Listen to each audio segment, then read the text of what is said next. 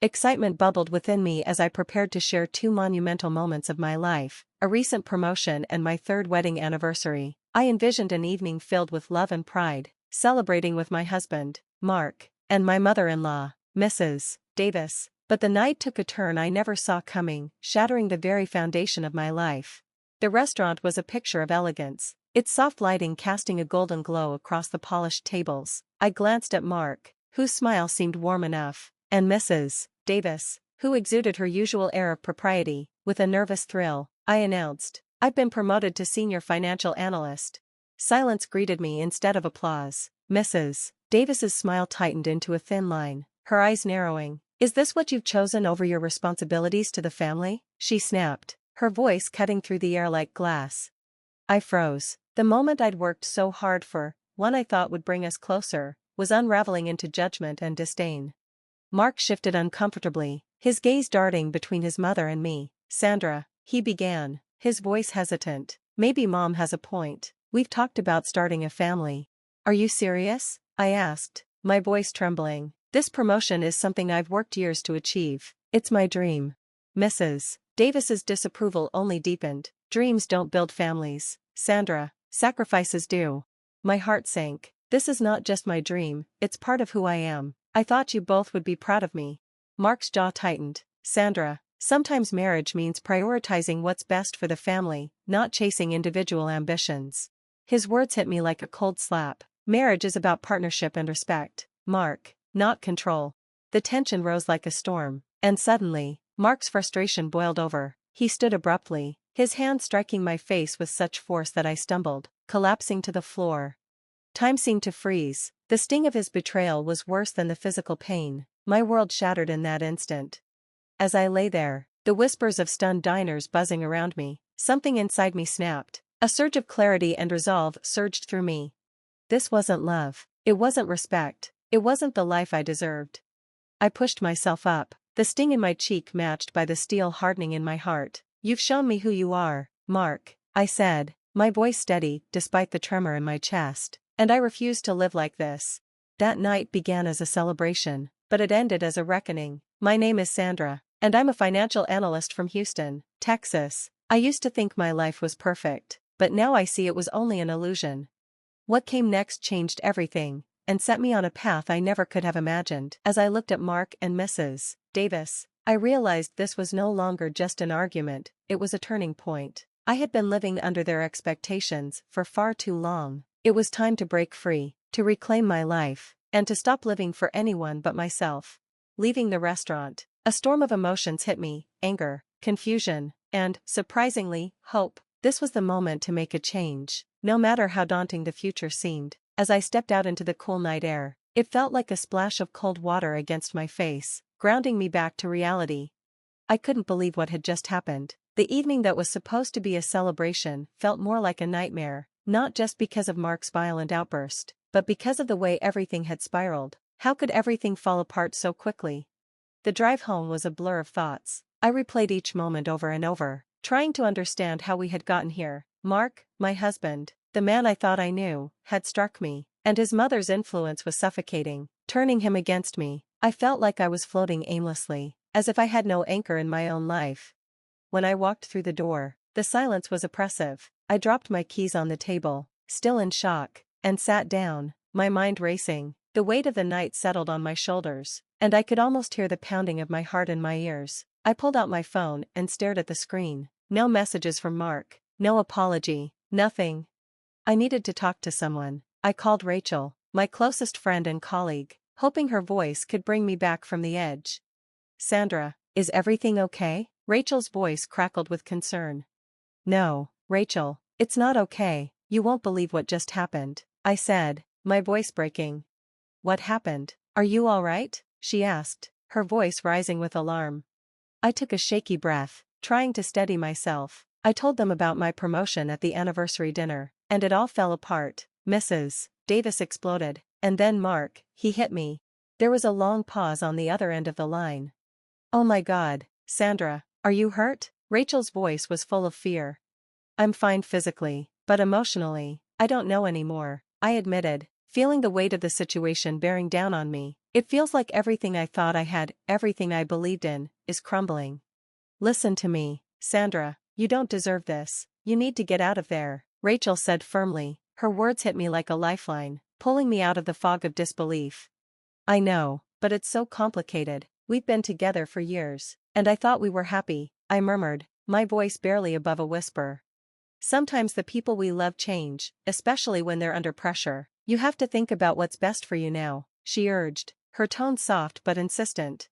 As Rachel spoke, something inside me clicked. I had given so much to this relationship, and now I was left feeling like a stranger in my own life. I think I need to talk to a divorce attorney, I said, the words foreign but somehow freeing. Do it, Rachel said immediately. You don't owe him anything. I'll be here every step of the way. After hanging up, a cocktail of fear and determination surged through me. The thought of going through with it terrified me, but I knew deep down it was the only way forward. I was ready to take control of my life. The next morning, I woke up with a heaviness in my chest, but a clear sense of purpose. I made the call. Hello, my name is Sandra. I need to file for divorce, I said, my voice firm. Understood. Can you come in this afternoon to discuss the details? The attorney asked. Yes, I'll be there, I replied, a sense of resolve filling me as I hung up the phone. I was taking the first step toward freedom. At work, I focused on my tasks, trying to maintain some semblance of normalcy, but I couldn't shake the weight of the previous night's events. Mr. Roberts, my boss, noticed my distraction during our morning meeting. Sandra, is everything okay? You seem a little off today, he said gently.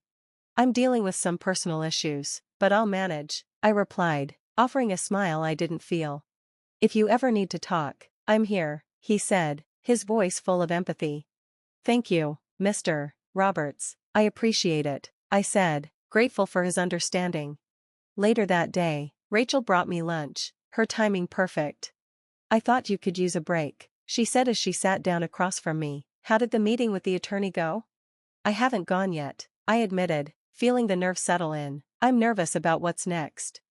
Take it one day at a time, Rachel said, squeezing my hand across the table. You're stronger than you think. Her words were a balm to my soul. It wasn't just about surviving anymore, it was about finding the strength to move forward.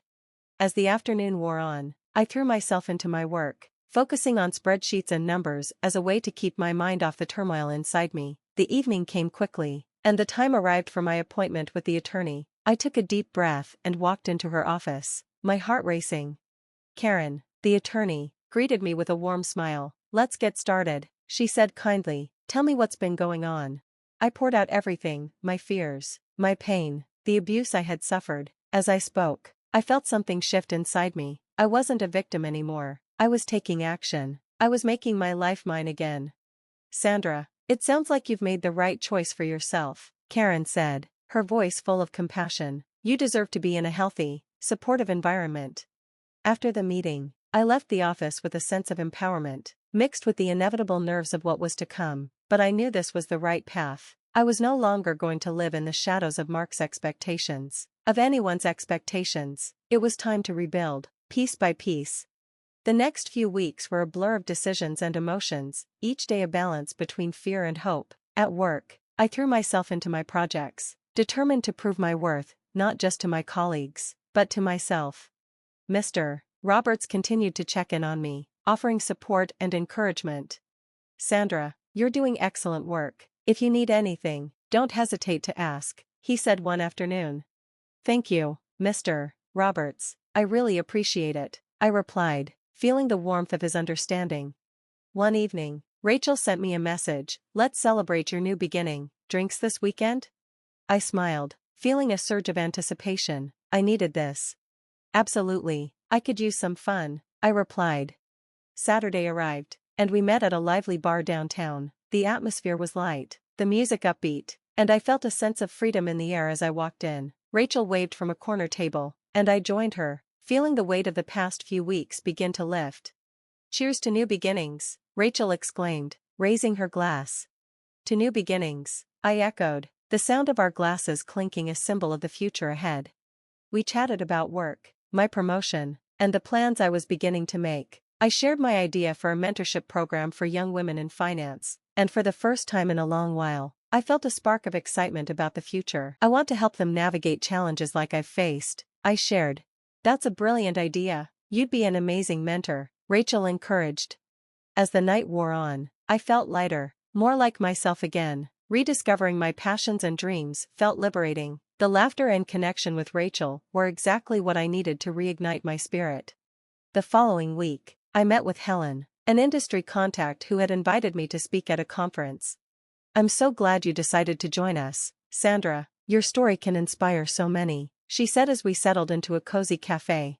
I hope so. I want to empower others to find their voice, I replied, feeling a surge of determination. As the conference date drew closer, I carefully prepared my speech, weaving in the lessons I had learned. The night before, I practiced in front of the mirror, a mix of nerves and excitement stirring within me. On the day of the conference, as I stepped onto the stage, the gravity of the moment washed over me. The room was filled with women, eager to hear my story. My heart raced, but as I spoke, a sense of purpose took over. I stand here today as a survivor, someone who has faced the storm and emerged stronger, I began. I shared my journey, and the audience nodded in understanding. I know what it's like to feel trapped, to believe your dreams don't matter, but your voice matters, and you deserve to pursue your passions, I said, my conviction growing with each word.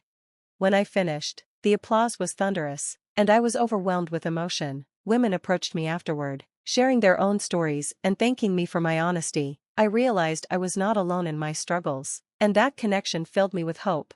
In the days that followed, I focused on planning my mentorship program. I reached out to local universities, eager to connect with young women ready to carve their own paths in finance. As I immersed myself in this new venture, I felt a renewed sense of purpose. I was no longer just Sandra, defined by someone else's expectations. I was Sandra, a mentor, a leader, and a voice for change. Even as I thrived professionally, Mark continued to reach out, desperate to repair the damage. I ignored his calls and texts, focusing instead on my newfound purpose. I was learning to set boundaries, putting my well-being above all else. One night, I received a message from Laura, a mutual friend. Mark's been asking about you. He says he regrets everything, she wrote. It's too late for that, I replied, my heart heavy but resolute. I had moved on and was ready for whatever came next. As the months passed, I found my footing in this new chapter of my life. My mentorship program gained traction, and I began connecting with young women eager to make their mark in finance. A renewed sense of purpose settled within me, something I hadn't felt in a long time. One Saturday, I hosted the first meeting of the program at a local cafe. As I watched the eager faces of the participants, a surge of excitement filled me. Welcome, everyone. I'm so glad you're here, I began, my voice steady. Today, we'll share our stories and discuss the challenges we face in our careers. The discussions were vibrant and heartfelt. Each woman shared her experiences, and I realized just how powerful our connections could be. I was no longer just telling my story, I was helping others find their voices too. After the meeting, a young woman named Mia approached me. Thank you for creating this space. I've been struggling to find my place in this industry, she said, her eyes bright with hope.